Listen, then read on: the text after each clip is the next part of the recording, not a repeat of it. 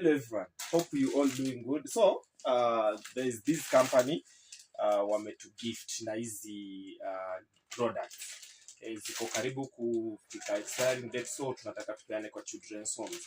That's not a problem, the children's homes are there. Also my sister Moesha Ken nimempigia anakam kupick some, but now the problem is challenge ni transportation. Kuna box mingi mnaweza ziona, the boxes are here paka huku.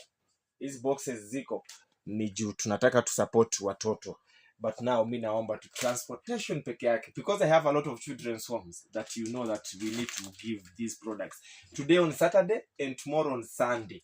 Past that unaona tena Monday shughuli ni mingi, so naomba tu kama uko hapo nje na unaweza ni gift na transportation, na kama wewe ni children's home na wewe uko na gari yako yenye inaweza kuja ibebata kama ni box 10 au box zenye unaweza, nitashukuru. Otherwise, let's keep supporting Simama na Mtoto. May God bless you.